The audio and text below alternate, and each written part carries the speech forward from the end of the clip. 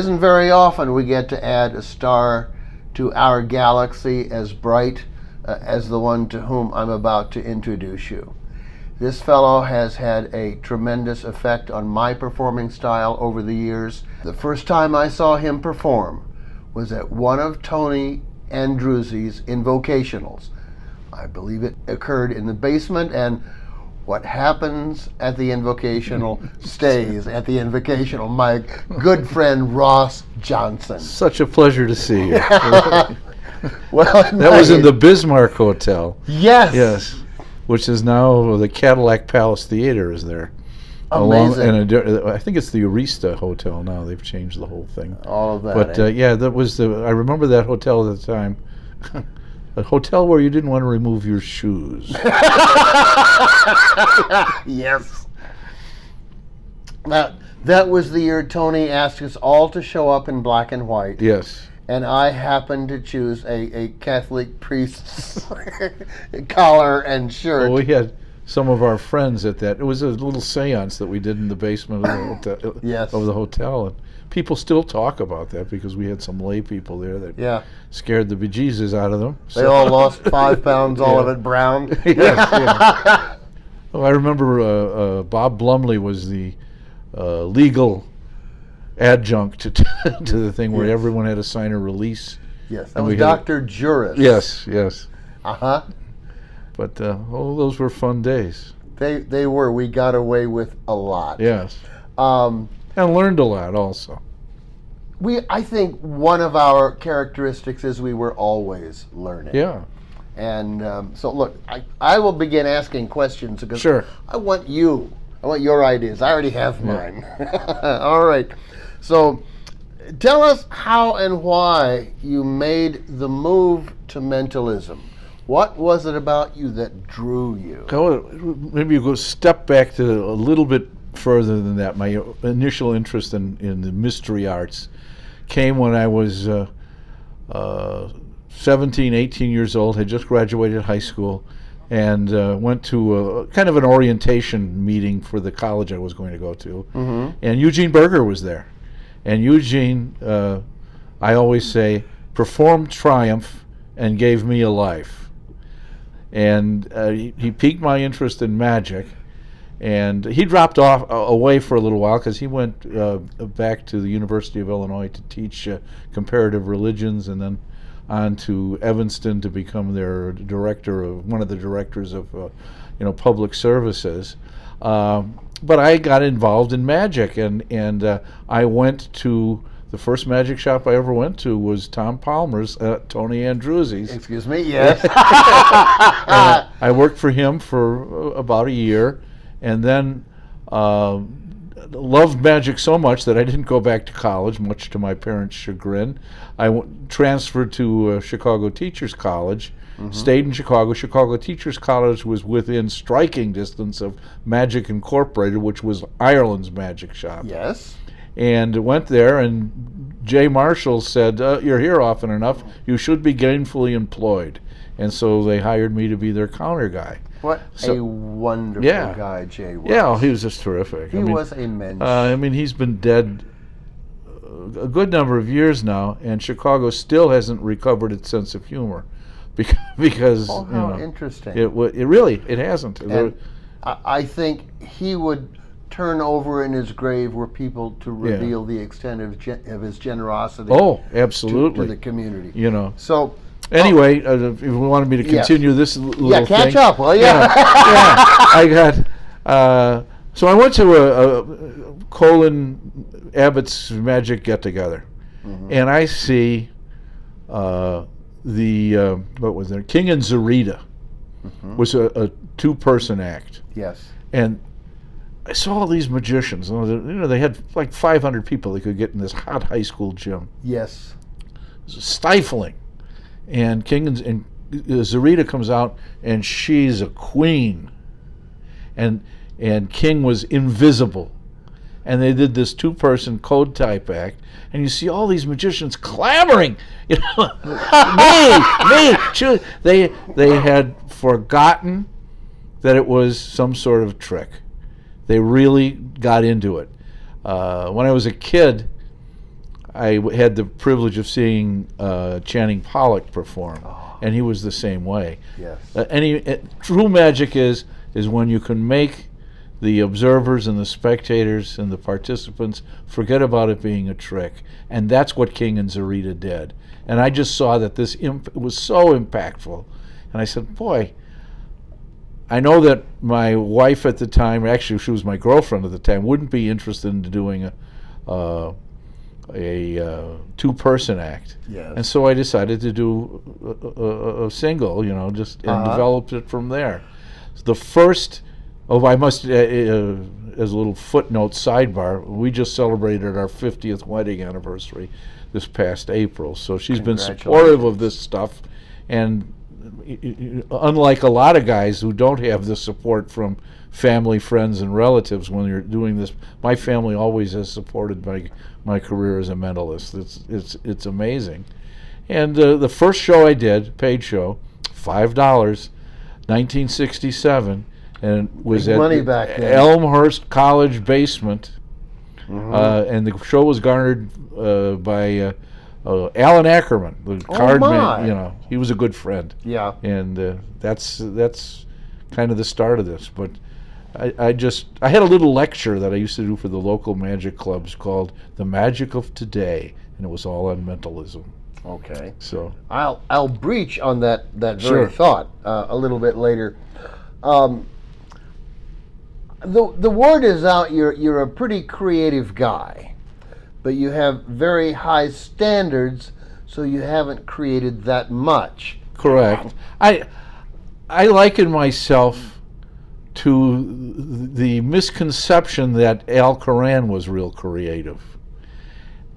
He wasn't. He didn't have a lot of stuff, but the stuff that he had and performed for the time was perfect. He was a rapid fire thing. And so I'm very, very selective in what I do. As far as my mentalism act is concerned, I do one thing only. I tell people what they're thinking. And that's it. Gee whiz. What a concept. Just do, it's not this buffet of superpowers. Yes. And I understand there are a number of real fine mentalists and mystery performers who do this, all these different skills from, Mr. Electric lighting a fluorescent bulb by holding it, and then they do telekinesis, and then but I just feel that it's much more believable if you confine your skill set to a believable set. It's a softer sell. Yeah. It's good mentalism, at least in the beginning, in my view, and let me know if I'm wrong. I can take it. But we have the necessity of starting off more slowly. Yeah. Because probably half of our audience has no idea what the entertainment's going to be. Yeah. And we have to overcome that. Well, I had a little conversation, just a brief conversation a couple of weeks ago with Max Maven about this very subject, talking about what's in vogue today in the popular, these America's Got Talent and Penn and Teller Fool Us. Yes. It's really homogenized magic to the point where do the trick, get it done in 3 minutes. Okay. Formulaized magic. And it's trivialized. Yeah. Come on. Well, I saw, I forget, you don't have to name names on this. It was one of the guys that went pretty far as a mentalist at America's Got Talent. And his first performance, it was spectacular. But now you see him pushing to try to get other stuff, and the stuff became so contrived, He never actually believed in himself enough to think beyond the first week. Yeah. That could be. I know who he is. Yeah, He's brilliant. yeah. I admire his work. But at that point, I think he just hadn't quite. Yeah, well, there's a lot of pressure with that. Oh, yeah. It's crazy. And then on the other side of it, a show like Fool Us, which is fun to watch, but it is figure it out. Yeah. That's And I'm a good friend of Jeff McBride's. I work with him at the mystery school and stuff, so I know exactly where he's coming from. But I don't know if you saw his performance on Fool Us, where he fooled them, and he did real magic. And because there were no gaffes, no gimmicks, he did the water bowl thing that he does. And he had planned this out ahead of time. He knew exactly what he had to do in order to fool them, and did. And that's saying something. Yes, it is. With 2 brass bowls and a quart of water. Yeah. And a couple of guys who, by the way, are highly paid international quality entertainers. Yeah. So that was Jeff. Yeah, keep it simple and do it. And that's a real I don't know if you've ever seen that routine, but I saw it the first time he performed it at an invocational. Oh, okay, yeah. And there's a whole history there, but I'll wait till I'm interviewing Jeff to talk about that. Well, the Rainmaker reigns, that's for sure. It does. Want to talk a little bit about your platform persona. And by that I mean the Ross Johnson people meet, see, talk to, laugh with. Tell us about how you develop that person and to what degree it's a part of the real you. Okay, well, it's a great deal of the part of the real me, the mean side, so to speak. It was a slow development. I think the problem when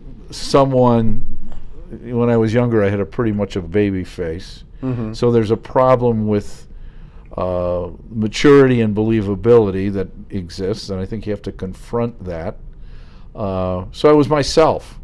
And I'm nervous, have a tendency to stutter a little bit, and I said, okay, we can put this into the thing. I used to walk around and pace a lot more than what I do now, but I made a comment about your act years ago in Syzygy that he paces the stage like a confined angry lion. Yeah, that was right. Yeah. I don't pace as much, but I think to my satisfaction, Nick Lewin described it the best, the persona that I have on the stage. Yes. And it was, I don't remember the exact words, but he says, he gave me a great compliment. He said, Ross Johnson is the most believable mentalist. Absolutely. Not the greatest, I don't, but the most believable, maybe not the most entertaining even, but the most believable. You're singing my song, baby. And he said it's because there's this little touch of not anger, but impatience when someone doesn't respond in the right way. He wants to move it along, and the person doesn't respond.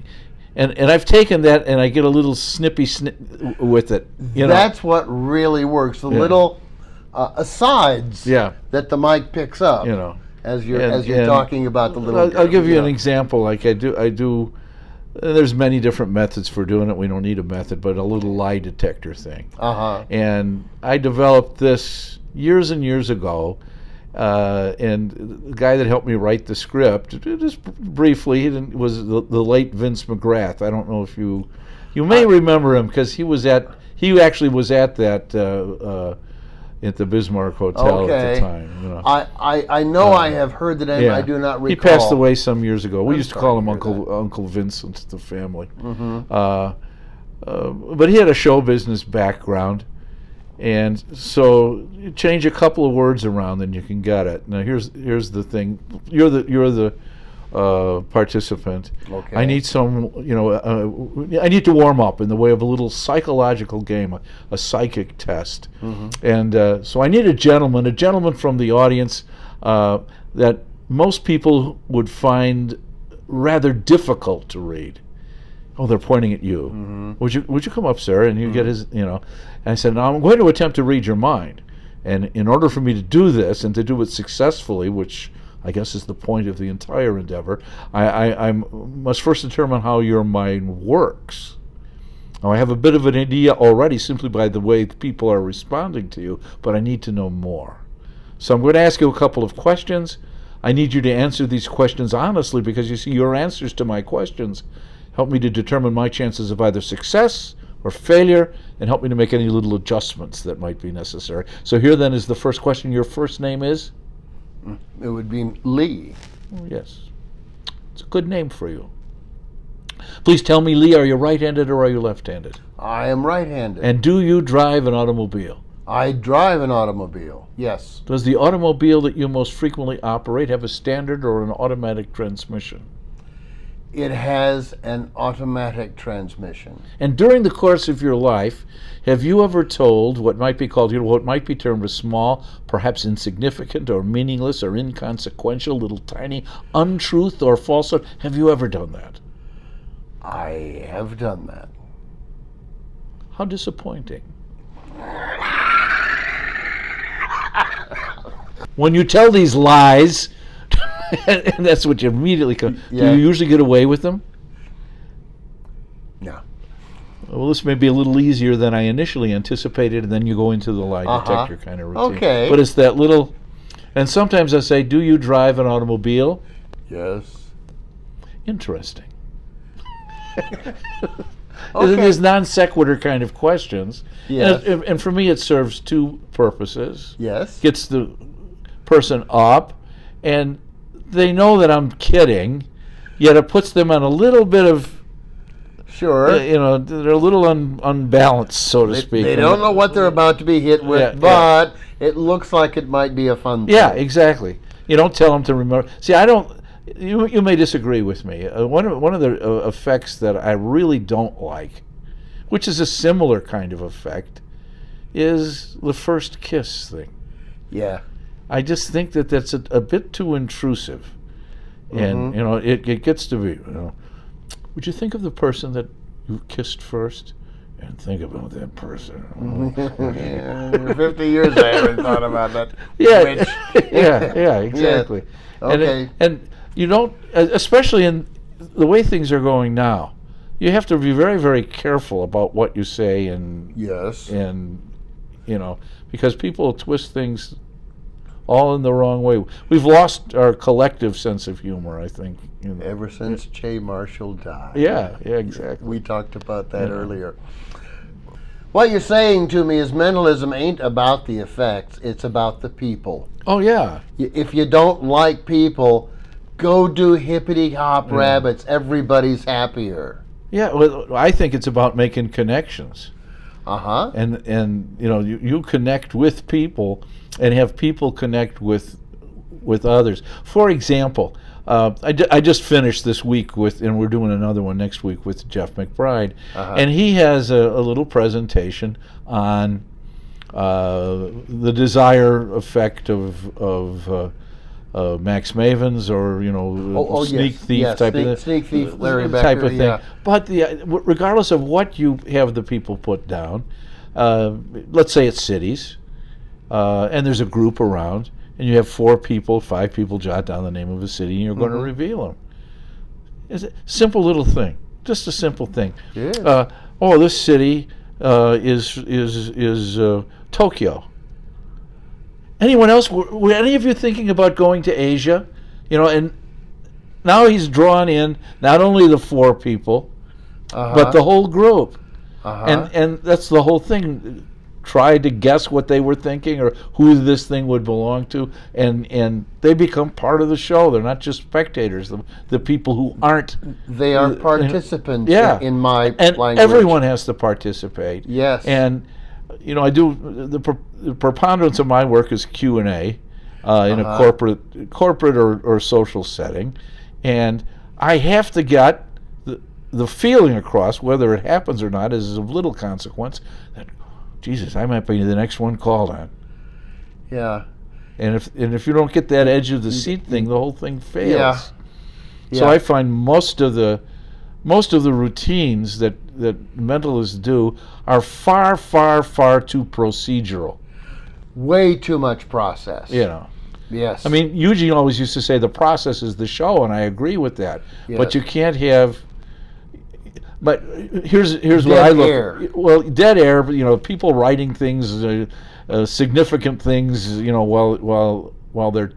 You still have to keep the show hot. Keep the show hot. Keep the people engaged. If you don't keep their mind engaged, They're going to wander away via daydream. Okay, here's an example that I use. I have if I do an effect where it requires like dealing, and I say to the participant, I want you to deal 13 cards face downward on the table for a card calling effect. And so I start 1, 2, and they continue the deal, and then I go over to another person. Oh, she's watching him so closely.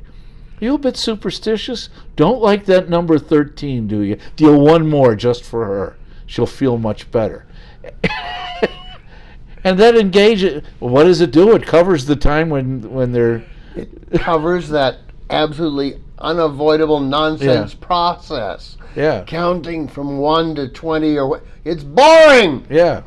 Well, the other thing, when in a selection of effects, and this really limits you, but I think if the spectators, and I don't like to call them muggles or marks or anything like that. I think spectators There's- is bad enough. Yeah, I know. How nice they get to watch. Participants. That's what Participants. but that's the way I treat them. Yes. Okay. Yes, you welcome them to your Yeah, turf. so we're dealing with a definition of words kind of thing, but I don't want to use those like muggles, because that puts a thing in your head that you're far superior to these people.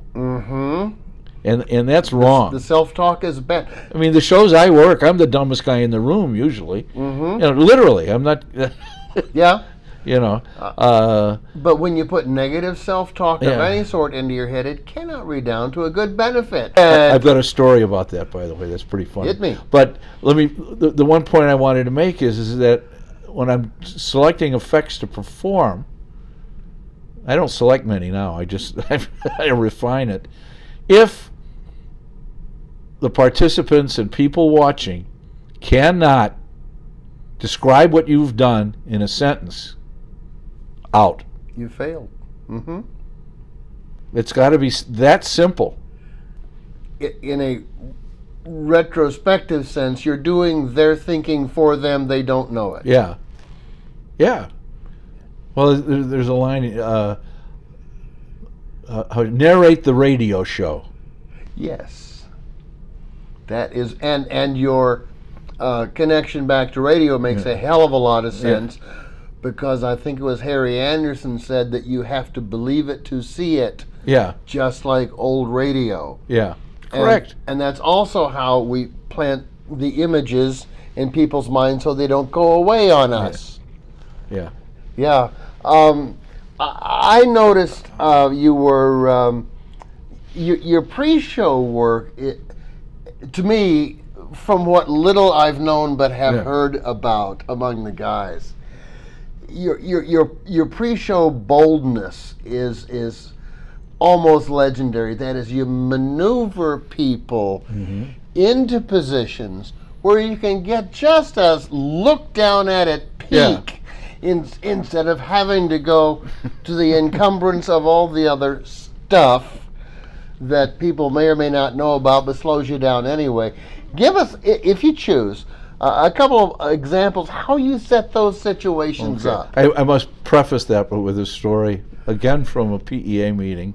It was in St. Louis, 1980, and there's a panel on obtaining information and not necessarily pre-show, but how you got information, what you did with after it.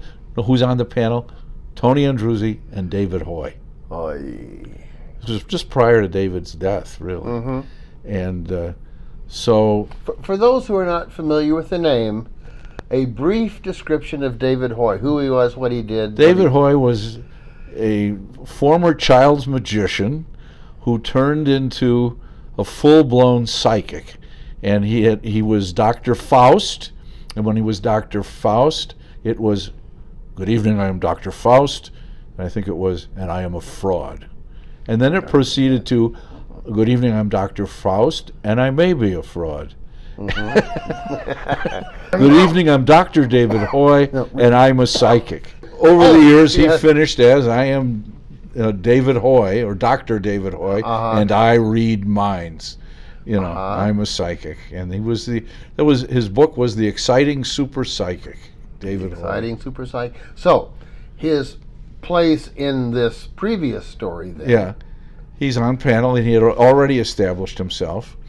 And so we're discussing back and forth, and I raised my hand, and I offered that, sometimes you can get yourself into a position when people talk, or when you ask them to make a drawing, if you don't preface it with saying we're doing a mind reading thing, so I'm going to step away from it and make a drawing. I don't want to influence what you draw. But then you come back and you just do this, they will try to hand it to you. And then you say, no, no, no, no, no. And you now have copped a peek on it. And this is the natural thing. A very brilliant thing. And so I related that to the people at hand there in St. Louis. And after I did, David Hoyer whispering something to Tony Andruzzi, and a minute later Tony Andruzzi left his place, walked back around, came back behind me, tapped me on the shoulder and said, David said for you to shut up. You're giving it away. Okay. So that's, and I worked out ways to do, although I don't use anymore impression pads and stuff like that. I don't use them. I think that today people are pretty smart. Pretty smart or pretty suspicious. Take your pick. Yeah, whatever, because they write everything, and everything has some kind of impression. Yes. So I developed this idea. First of all, how do you really? And this is you got to be and it sounds like I'm degrading the participant, but you got to con them a little bit. Okay. And to do the con, but you have to con them briefly, and the idea is to put them at ease. Well, if you come up and claim that you're going to be a mind reader, that's putting them on the defensive. That's pretty threatening, isn't it? Yeah. We're going to do psychic phenomena. I want you to write this stuff down. Well, it just doesn't play. But if you come up and say, we're going to play some games later, and you're going to provide some information for the group at large to use, that's innocuous. Permissible to me. Yeah. So I'll jot it down, sure, whatever it is that you need. And so that's the way I went at it. Yes. Downplay the Superman kind of thing until you get on stage, and then keep it on the low down too. Be a little larger than life personally, but not super life. Yeah. In other words, make it believable. Yeah, exactly. Isn't that one of the main messages to mentalism? Is there is no market for a fake mind reader? Yeah, I think that's true.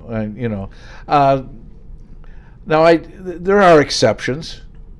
Max is an exception, but he is. But he's one of the few guys that can maintain a character both on and off stage as a lifestyle. Yeah, and one unique and compelling enough. That people are willing to forgive and forget. Yeah. No, I in fact, Max is the only one that I've really seen pull it off.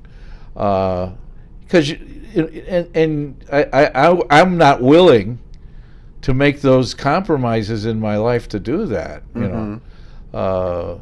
I'd like to be able to have my family not think I'm a crazy person. Yes, they do enough anyway. But so I'm very proud of one thing, and I really am. I have 3 sons. Yes, one that passed away too early, but put him through school through mentalism. And in other words, it ain't bragging if you can do it. Yeah. Well, I remember in the mid '90s, I went in to see Jay Marshall, and he was in the shop. And he said, "How things going?" He was serious. "How things going?" I said, "Look, I'm doing 140 shows a year, and I said they're at the time were high-end things, and I said pretty good for a one-trick pony." And his response was, "Shh." Yep. And look, you got a thing working. And I don't know if I can say Jay Marshall's quote about my act, Give it a shot. What He the said, heck? Ross Johnson, when asked the quote on my act, he said, Ross Johnson will make you shit your pants. I love it. So, And that sounds so like Jay. yeah. And he knew what I was going after. Mm-hmm. And I'm proud of that, because he was a real mentor for me too. He was one of the good guys. Well, he was very honest in his assessment of you too. But a lot of Don't ask if you're not willing to get. yeah, exactly. He was old school. Oh yeah. Yeah. Well, by all rights, he should have been a household name, I agree. and it was just by his own personal choices or fears or whatever it was that he wasn't.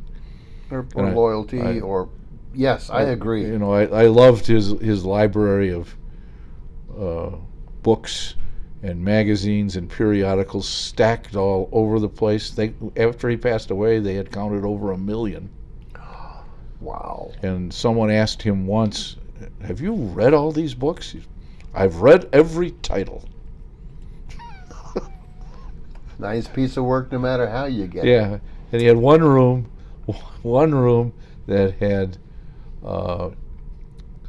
pornography, comic books, and Bibles. That sounds like a sense of humor. Yeah, well, or Yeah. a comment about reality or something. I don't know. Yeah.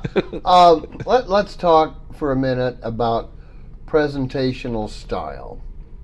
One of my pet peeves is, look, if you're going to be talking about a style, don't read Dunninger, don't read Corinda, don't read Nadaman.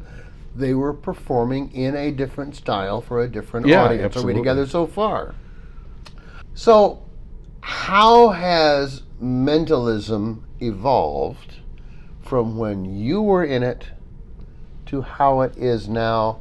Share your experience, your thoughts, Yeah. good thing, bad thing. Let's talk about it.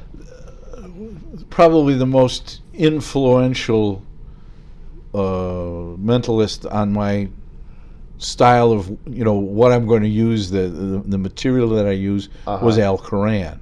All right. And Al Coran, he was kind of a modern day kind of guy, very sophisticated appearing, The but accent didn't hurt. rapid fire Yes. and clipped, and that partly because he stuttered. All right. And on stage, if he maintained control, he didn't stutter. If you ever caught him not in control, It's not a good day in paradise. yeah, I have a audio tape of a thing going wrong on a book test, and he goes, "I'll give you $10,000 if the word isn't whatever it was." Yeah. And he got out of it, and when he Yes. but think about the effects that he refined. Yes. The Himber wallet, the 101 deck, Yes. confabulation, doodle psychometry, all of these effects that are standard today. that are from the mind of. Yeah, All right. Now, let's move him forward into the now. How would he have to change? you have to change considerably, I think. First of all, he used to do probably 15 to 18 effects in 40 minutes. Mm-hmm. Now, when I first started, well, yeah, you had to have an hour and a half of material to do.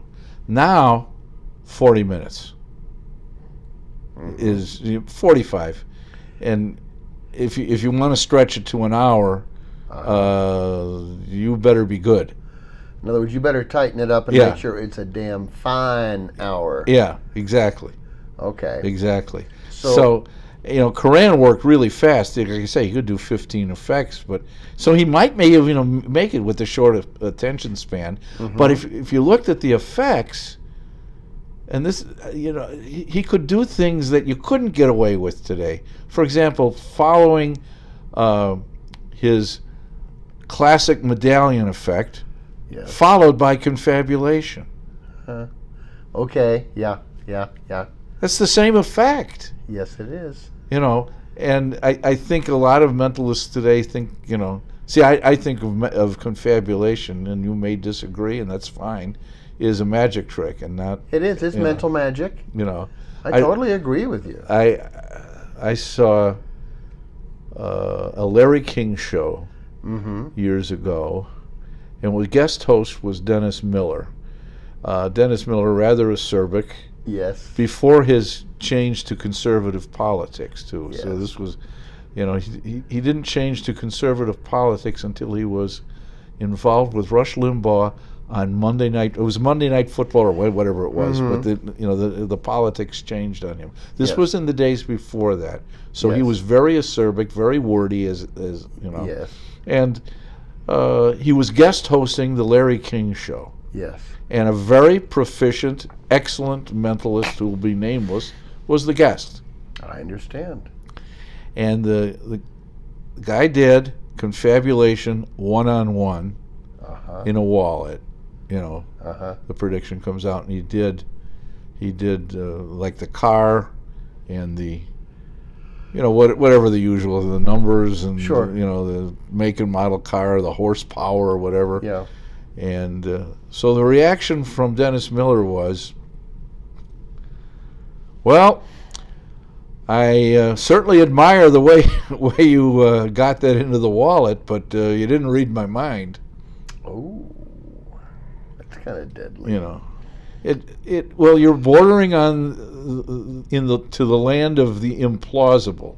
Yes, it truly is. Here we tiptoe into this fantasy land, and it becomes, well, that's not believable. As John Riggs says, if I really could pick, for example, 6 lotto numbers, you'd never see me again. Yeah, that's true. I mean, it's just. But are you telling me that someone can pick, out of all the if you're going to do an effect like that, then make the choices limited. Get on with it. And get off. But any car, any price, and then I'll tell you what you got in your pocket. Yeah. I think it's a little implausible. So let's analyze where mentalism is now. Well, I mean, everything kind of evolves and changes. You must remember at one point, the vanishing cane was a miracle and not a magic trick, or turning the staff into a snake. Yes. So people won't accept that as real. Yes. And magic, and so with all this homogenization, I think that's going on, mentalism becomes much more difficult to present outside of that trick thing that the public has taken on, and it loses its impact when it's perceived as a trick. Yeah. Therefore, it must appear on some level to be real. Exactly, I agree with you, and that doesn't mean you have to, sell medicine in the back of the room and stuff like that. No, you'd be wise to decline invitations to start churches. Yeah. Well, I really feel that the more you claim, the more people will come after you to. The more you have to defend. Yeah, exactly. So I don't have to defend anything. I really don't. I mean, in the past, I was a suburb outside of Chicago called Kankakee, and this goes back a few years because I'm old, and the Chamber of Commerce had hired me, and I arrive at the show, and there's a picket line, not a big one. It was about 15 people, and the guy that hired me, he was all upset. He says, is there anything you can do to assuage their anger? And so they had a spokesman. Went and talked to him. I said, I just said it's a magic show. You're welcome to come in and see it. And no. But the crowd dispersed except for this one guy, and he was waiting for me. He didn't see the show, but was waiting for me afterward. And I don't want to say assaulted me, but came up to me, and wanting me to either admit that I was in league with the devil, and that I needed to accept whatever Yes. thing as his solution. you Yes. know. And I said, well, I'm not going to do that. Then you are in league with the devil. And I just said, you're absolutely right. Because he wasn't going to accept anything other than that. It's difficult to use reason to take someone away from a position they did not reasonably arrive at. So. Okay, well, I just thought it was interesting to hear your perspective. Let's imagine now, for the people who are just becoming attracted to the business, and by the way, it's a really long and a really tough road, and don't let anybody tell you any different. But for those who are taking their first steps into this business, where do you think it will be when they become mature? It's a tough question. I don't know. As I say, everything evolves, and that evolvement can go into a circle, and so it can come back. But I think, I see more and more mixture of mentalism and magic, and the line has really become blurred between, So I think if you wanted to have a believable mental act, one that's truly believable, then you must eschew doing magic effects. You're singing my song, friend. That's a choice. I mean, God, I saw Mr. Jones. Have you seen Mr. Jones? His name is Gene. I forget his last name. His first name is Gene. I just met him. He's marvelous. Mm-hmm. But it's a comedy mental act. Yeah. And everyone knows that they know where it's going. That's the premise they've bought. Yeah. And he's wonderful. Yes. He's absolutely wonderful. It's very entertaining. Mm-hmm. So, and some mentalists that I know are, this man is little more than a clown. No, he's not. Mm-hmm. I mean, he's using what's out there to, and I don't think in that sense he sullies it in any way, because he's really good. He's really good. It's obvious he's doing a send-up. Yeah, and obvious enough so, much like you see an actor in the theater, and you see him after the show come out of the dressing room wearing jeans and a sweater. You're not disappointed by that. No. Because you've known all along it would end up that way. Yeah, exactly. You were willing to suspend your disbelief rather than being asked to invest your belief. Yeah. And that's been one of my theories, and I'd like to hear your thoughts on that. And that is that again, magic is the willing suspension of belief. Mentalism is the active investment of belief, and why it's critical, or if you believe it is. Go ahead. Well, I think it's critical. I mean, to do what I do, the way that I do it, I'm looking for them to believe, at least for the moment, that, hey, there's a producer. He's just recently retired, and I did a lot of work with him over the years. Mm-hmm. Great guy, always coming. He said to me, "You know what I like about your act?" He says it's got this build to it, unlike it starts starts slow, not slow, but plausible. Yeah, yes. I can see how that could be done. Not that you're giving away a secret. It's not that, but it can be done. Yeah. And he says, and then there's a point where you chill their shit. And that's exactly what I'm looking for. Yes. Yes. And it's not a power thing or anything for me. And when I'm done, I'm done. Uh-huh. I don't do a lot of close up. I don't do a lot of stuff afterward. Here's what you got. You got it. Enjoy it or not, whatever. But that's it. Yeah. So you have learned that you cannot be a jack of all aspects of trade. Or I hate doing like close up and walk around and stuff like that. It's demeaning, isn't it? Well, not only it's artistically Vacuous. void. Yeah. Yeah. It is. Truly. Yet other guys can do it and make it. My favorite story is allegedly happened with Ricky Dunn. I don't know if you remember Ricky Dunn. I do. Pickpocket act. Yes. And the story was, and there's, this has gotten to be apocryphal now, but he's hired to do walk around at some venue. I think it was in Vegas, and they got 6, 8, maybe a dozen other close-up guys, a lot of people, walking around doing magic. And so Ricky gets to the thing and he looks, Jesus, I don't want to work this. So he goes to the bar, gets a glass, fills it up, and everyone who comes to the bar, he says, "Hey, you see that magician Ricky Dunn? Oh, he's terrific. You got it. These other guys, but Ricky Dunn." And the story is that the producer, he gets the report from the client. They were all good, but that Ricky Dunn, by everybody was talking about it. I'll bet he clanged when he walked. Yeah, so. Yeah, poor Ricky. I knew him fairly well in Chicago. He spent a lot of time there. Who were some other individuals who were very influential in your style or your thought about mentalism?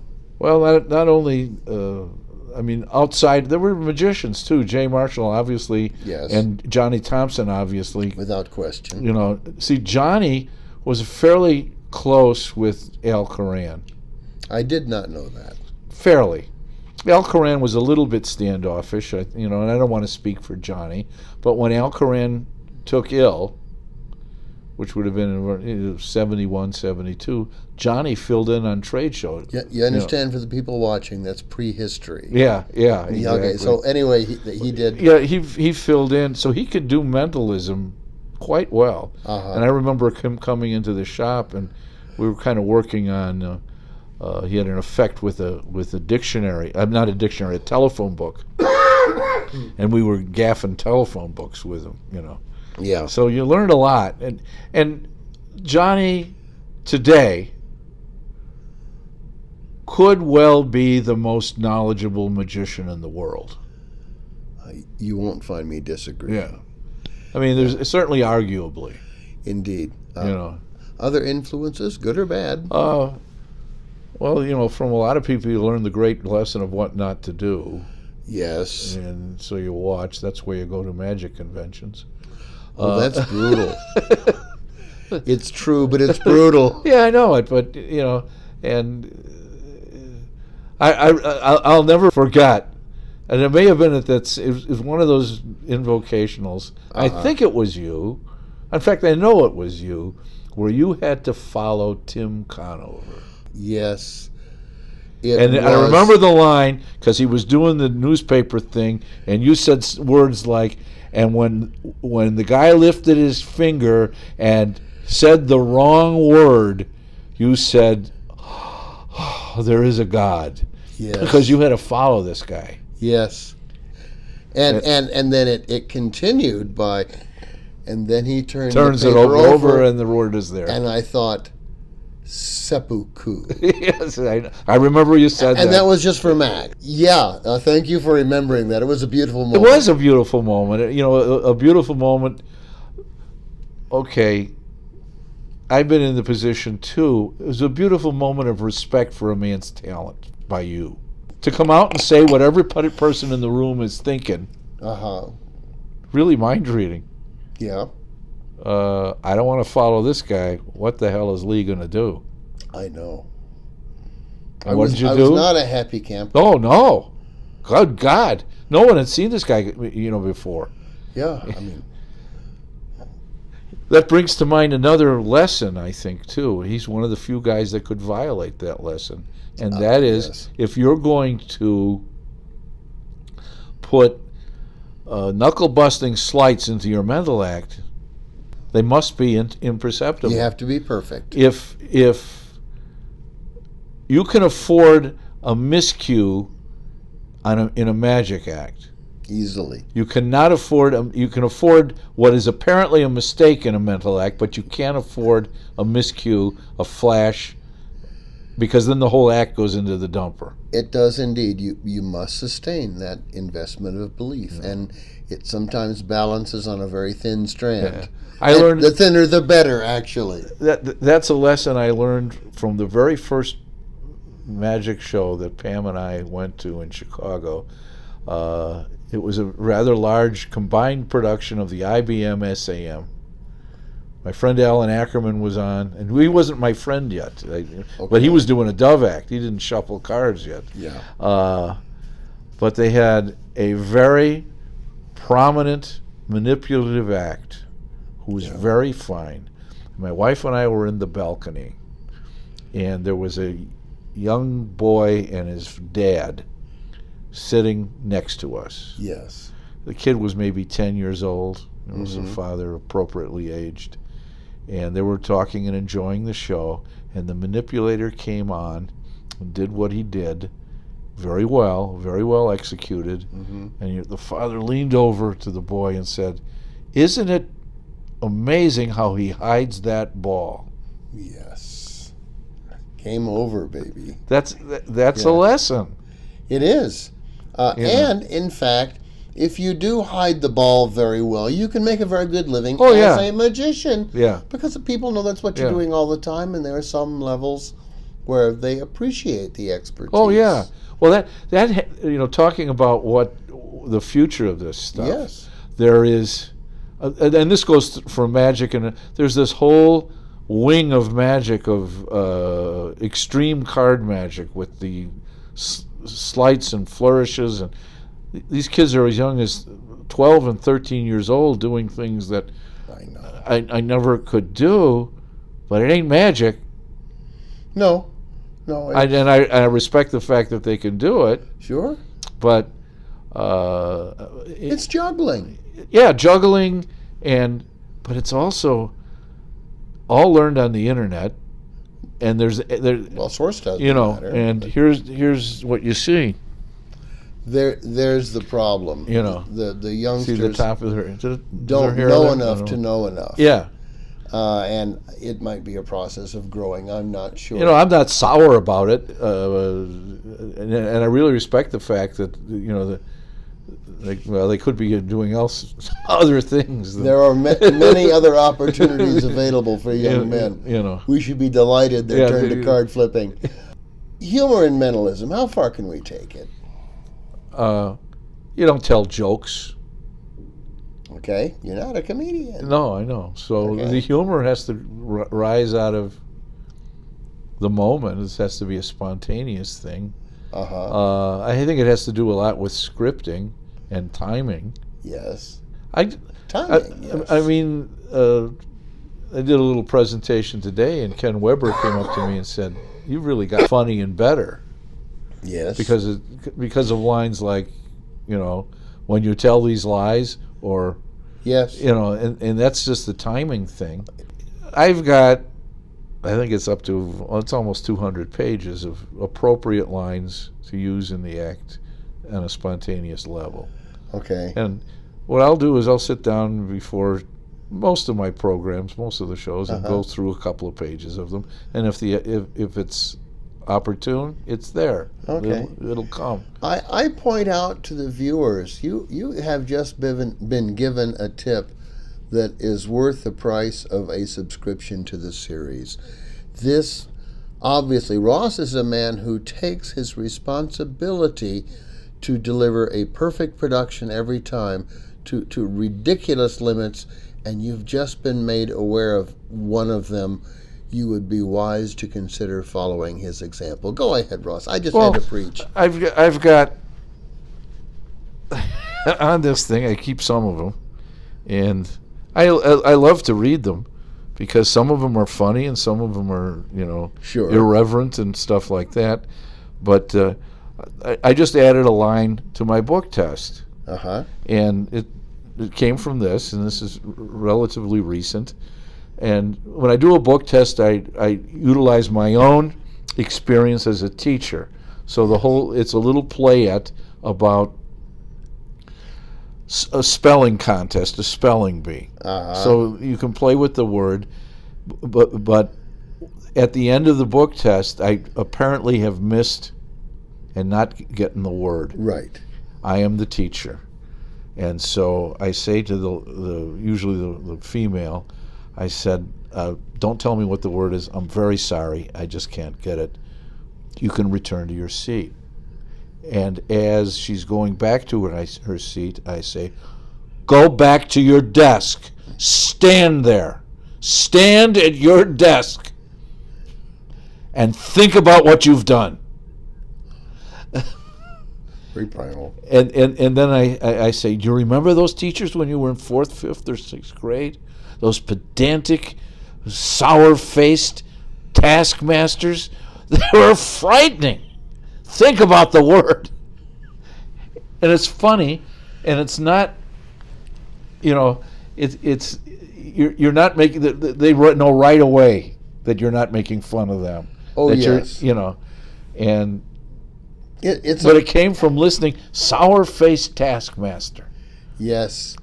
Again, it's that old radio adage again. You're putting very specific pictures into people's minds, or encouraging them to develop very specific pictures. You're keeping them focused through looking at the stories in their brains. Here's another one. This is quasi quoting a politician.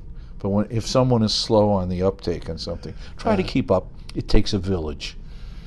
That's a lovely combination. I like it. I like it indeed. So, and then this is a line that has nothing to do. We never use it on the show, but I ran across it. I think that is true about when you want to change. We're talking about familiar conceptions die hard. That's rather Buddhist of you. Yeah, it is, but it's true, isn't it? It is. We get into that. Absolutely true. How do you tighten a routine? You've got a good routine, but you also know you're just going to have to take a look at it and do some stuff. Well, I would suggest, because this is a pointed answer to that, and it just coincidental, and that's the October issue of Genie magazine. Yes. Has a kind of a history of one of Eugene Berger's tricks. Yes. That was the trick itself was Robert Neal's.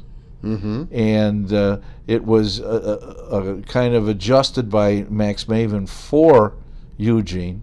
Yes. To get rid of some ulterior motives. But it showed Eugene's method of scripting and tightening. Yes. And getting rid of words and utilizing,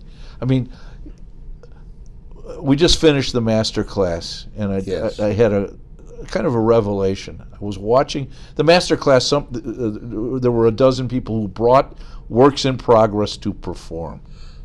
And tell us about this master class just quickly. It's Jeff McBride's. He does master classes in various phases of magic. I have for 10 years been the instructor for the master class of mentalism. Very good. Okay, now we know. Okay. Now continue. So, in a master class, the participant brings a performance piece to have it criticized by not only the critics who are there are either 3 or 4 of us, but by the whole class of 15 or 20. Mm-hmm. And you're very kind with this. But what I found this year, and I realize that happens all the time, is that the entertainer, the magician, the mentalist, usually has a fairly good opening stage-setting story.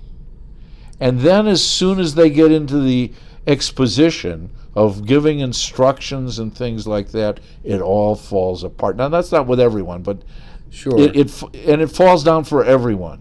Yes. I think to an extent. And all you got to do is record yourself, and pretty soon, how many do me a favors? Uh-huh.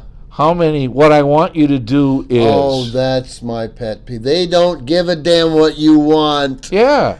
Come on, read Dale Carnegie again. Yeah. So It's as simple as that, and that tightens it up. If you got all that crap out of there. Yeah, in just a minute I'm going to ask you. Yeah. Well, why don't you just wait a minute and then ask me? I know, and we're all guilty of it. Yes. Yeah, to one extent or another. But learn to listen to yourself, and that's where recording. And then we have this concept in the school: practice is different from rehearsal. Absolutely, it is. I think that's a rather brilliant thought. I'd never heard it expressed so concisely before, but it really is too. I've heard the phrase also. It isn't that practice makes perfect. Perfect practice makes perfect. Yeah, no, true. And so sometimes we fool ourselves a little bit, but that's what magic is. Once you can fool yourself, the rest is easy. Yeah. Well, Dunninger said that. These magicians, how did he put it? They fool themselves most often and most completely. Yes. Yeah. So. It's a trap you have to learn to escape, isn't it? Well, what's his name? Vernon had it at one point where he said, people quite generally are polite when they're watching you, so they won't say anything. Right. There was a situation where again, a walk around situation, and a guy, there's a little break room, a little green room, and a guy comes in and he says, "Oh, did I fry this woman on the card and wallet?" Okay, that's when that's the Muggle idiot kind. Did I fry her? Yes. And then she was talking to one of the other magicians and says, "Oh, I saw everything. He put it in the wallet and got it." And I didn't say anything. I didn't want to hurt his feelings. But it's true. It does happen. It happens far too often, and it leads me to ask. And I wanted to tell you the motivation story that. Oh yes. Go ahead. Kind of fits in. I don't know if you remember I may get sued for this, but I don't know. If you think it's inappropriate, cut it out. There's no bad language or anything like that. Let's just say, I won't mention the name. There's a motivational writer. Okay, yes. He's got very Dennis Waitley. He's got a couple of books out, and he's on a high. So I was doing a show for Borden. This is years ago in Washington D.C. on a little cruise boat going through the river, Mm-hmm. And Borden's spokesman was Warren Spahn. Now Warren Spahn was a left-handed pitcher for the Milwaukee Braves in the late 50s. And, yes. So he's at this thing being, he's on the ship. So I'm finished with the riverboat is cruising, and I'm finished with the after-dinner show, and I go back out on the deck, and Warren Spahn saw the show, and he came up and he kindly complimented me. Mm-hmm. And I said, "I just read a book with a story about you in it." And Warren Spahn, "What was it?"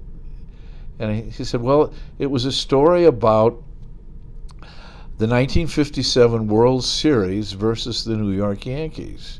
And evidently there was a critical point in the game with two men on base," and I remember that, 2 men on base, "and the great Yankee catcher Elston Howard is due up. And so the manager or coach or whatever came out on the, from the dugout and said, 'We've got metrics on this guy.'" They use that term. "We've got metrics on the guy. The scouts report, you can't give this guy anything high and tight. The tendency that he hits it out of the park." So Warren Spahn goes into his windups and no high and tight, no high and tight, no high and tight, high and tight, high and tight. High and tight. Bang, zoom, home run, game over, whatever. And so Spahn starts laughing when I tell him I read this. And he says, he says, "That's a terrific story. Didn't happen to me." He says, "I have no..." And, so someone, don't let the truth get in the way of a good lesson, which is the lesson being don't motivate anyone with a negative. Good. Good lesson. But I figure the author, I can't figure that out. And I don't think Warren Spahn was being defensive. He had no reason to be. It was just the timing of it made it so funny. He may have been playful. Yeah, yeah. That always happens as well. This will be viewed by people down the road, and I have no idea for how long. Uh-huh. So let's pretend we're talking to the future. What do you think is important? In mentalism or in life? Well, let's keep it focused on mentalism. Okay. There is no time to talk about. Yeah, well, I think that to me, Q&A is a lifestyle. So it is a lifestyle, and I would like to see a situation where what we do is appreciated. Yes. As a viable entertainment, regardless of what happens of is it real, is it not real, but it's a viable entertainment. But not be regarded as a commodity. Yeah, and that there was some artistic. I mean, think about some of the guys who do this stuff, like John Riggs and stuff like that. Yes. He's so devoted to it, and he is. And everyone has a different level of performance and what is appropriate for one audience or another. Yes, entirely different. But and we learn that. Yeah. As we spend time, and we learn, for example, not to blame it on the audience. Oh, that was a bad audience. No. You had no. I mean, occasionally you'll run into if you're working, but then again, you're the wrong act for that. That's Al right. Coran he did this. He walked off of shows. Wow. Okay. And his line was, "There are horses for courses, and I am not the horse for this course. Thank you and good night." Very good and very candid. Yeah. And soul relieving all at the same time. Yeah. Nobody can get upset. No. There may be a fee issue. I'm sure Yeah, he would resolve that. Yeah. But I know that he said that, and he had a real quick temper. So. Okay, so it could have come from any direction, but the way he dealt with it was important. So where's mentalism going? What do you? Okay, let's assume you're going to be able to survive another 40 years. Oh, Jesus. Yeah, I know. Where would you like to be? How's it going to be? What I hope, that today I think there are too many young mentalists who are involved more with method than with presentation. And I think if it's going to stay a viable commodity, that you have to get back on the track of presentation first. Agreed. Method, a lot of the electronic stuff, which may or may not work. I did a show, would be 3 weeks ago now, because it was a Friday evening. So, and it was in the Park Hyatt Hotel in Chicago for a group of pediatric cardiologists. And I get into the Q&A part and toss the envelope back to this guy. And he opens the envelope and he looks, yes, this is mine. And then I, relayed some information, and he goes, "Is there a camera in here?" So that's it. You're dead. Yeah. It is amazing that most people these days, when I've heard them talk, the very first thing they're suspecting is electronics. Oh yeah. Because they have seen in their lifetime the evolution of electronics to where they are now. So when you work, what do you do or not do to relieve them of that suspicion, to have it never come up? I attack it. Yes. Well, first of all, Ross Johnson knows what you're thinking. Okay, if that's the concept, that he's a thought reader, a mind reader, whatever, not necessarily a psychic, but I know what you're thinking. Let me just revert into performance mode. I might say something like this. I think I would like all of you to understand that there's nothing either supernatural or occult about what we're doing this evening. I'm certainly not the seventh son of the seventh son, wasn't born with a caul over my eyes, and I've not been the recipient of repeated hard blows to the head, as many psychics claim. I don't maintain one of those psychic websites that you log into in the middle of the night when you're feeling miserable, and ostensibly have you ever called one of those or tuned into one of those? No. Have you ever tuned into one of those other websites? I'm aware of them, yes. And then I said, what we're doing here, mind reading, telepathy, where one person thinks of something and another person focuses their attention and makes an attempt to pick up on the thought. It doesn't always work. It's not all 100%. Quite frankly, I've been quite lucky up until now this evening, but we're going to attempt a bit more of it using your minds and using your thoughts and using the little envelopes perhaps that were passed out to all of you. Now understand, I'm going to try to get a feeling. Understand this too, that I work alone. There's no assistant. There's no one in the back beaming information to me, right, with some sort of electronic device, as the gentleman over here is thinking. Oh, that's brilliant. Because I know there is that somebody is thinking. Yes, and you make that vague, and virtually you get. So you attack it in that way. Okay. You know. Just take it on and have some fun with it. How important is it to you to literally be having fun? Oh, that's the most important thing. If I'm not having fun, how can the audience have fun? Okay. So you have to lead it has them to on. show. Oh yes. You know, that's where Tim Conover was so wonderful. Oh. He just he had this little elfin reaction. He was as excited about what was happening as anyone. Wouldn't you be? Damn right I would be. That. If I were young like him, I'd be a whole lot more excited. Yeah. What a tragedy. I missed him. We're speaking of Tim Conover. I first met him when I had the opportunity to follow him. Yeah. It was not pretty.